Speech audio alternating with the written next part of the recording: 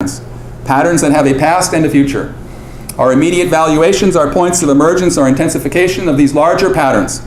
To fully defend the goodness of our immediate valuings, we have to describe these valuings by situating them within the larger patterns in which they emerge. In other words, immediate valuings usually reflect values as parts of patterns.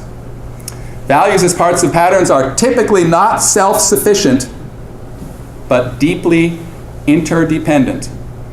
They require no special justification. Just describing them is enough for most people to get an insight into their value. I mean, into something, why something is valuable. Just describe the patterns of value that thing that you're talking about is part of. And then you've got all the justification you need. You don't need some special justification with all this metaphysical intrinsic value stuff. They usually benefit from description and explanation. Explanation consists of describing their interwovenness with other values and their dependence on context and history. Explanation is not proof or grounding, right? Because no such thing is possible. Explanation of values as parts of patterns consists of locating values, identifying their place amidst other values.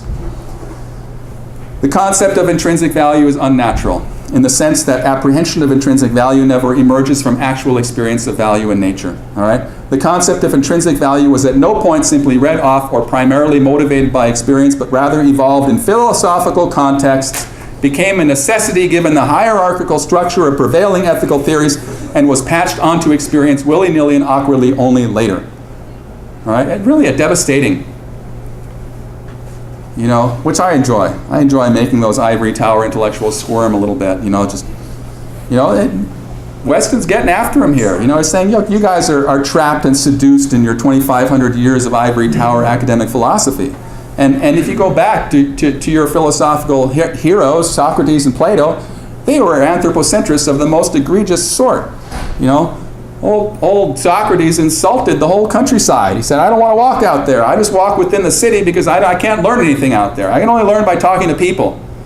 And that set the tone for the next 2,500 years of philosophizing. And we're so trapped in that we need to go back to experience, right? And jettison, right? It's time to throw overboard this baggage that philosophers have been traveling with for too long. All right?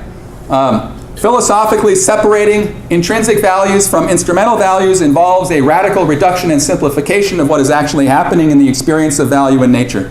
It involves abstracting an end in itself from a pattern of values.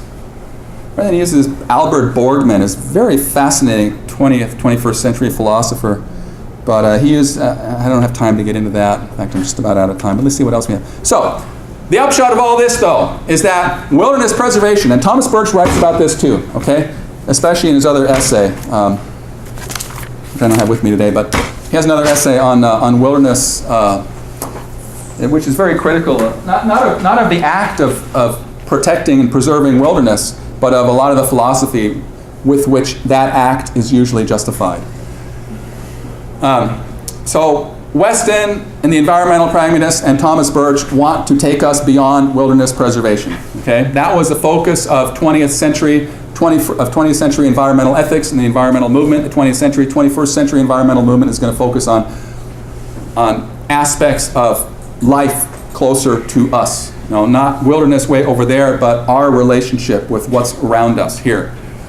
All right, but for the 20th century North American environmental movement, wilderness was viewed as having intrinsic value because it stands apart and is self-sufficient. Okay? Recall the language of the Wilderness Act of 1964. This is the key language that is in that act. This is the definition of wilderness. A wilderness, in contrast with those areas where man and his works dominate the landscape, is hereby recognized as an area where the earth and its community of life are untrammeled by man, where man himself is a visitor who does not remain. Okay? And what this has done, this one unanticipated consequence of this, perhaps, is that nature that is next to us, nature that's right here, gets ignored. Urban landscapes are ignored, and rural, right? Suburban and rural landscapes. Only wilderness gets special moral status, right?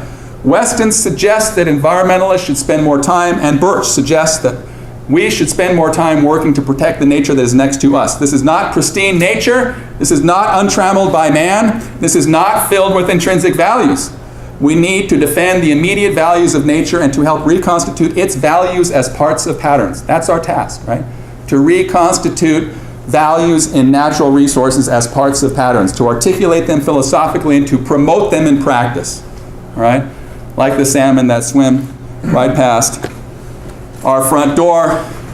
And the reason we're interested in restoring salmon is not to restore the intrinsic value, not to have a museum population of genetically rare because we've wiped them, our ancestors wiped them all out.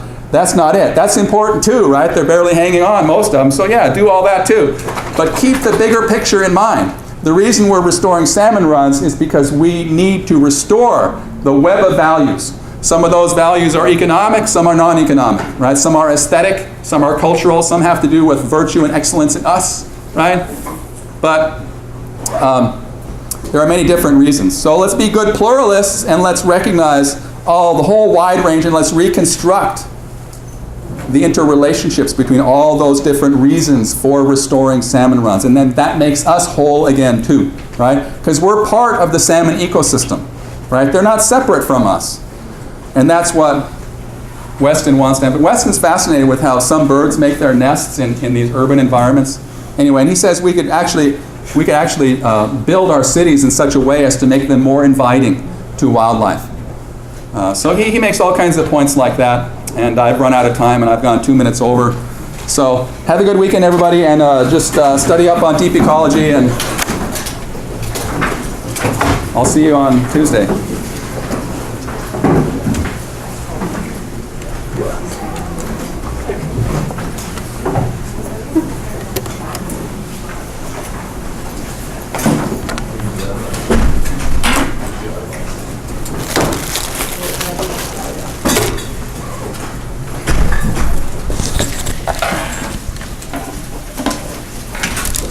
Was gone.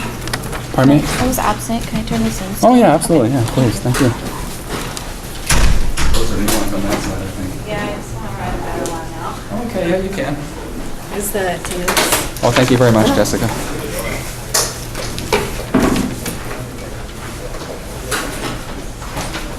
Fun stuff, huh?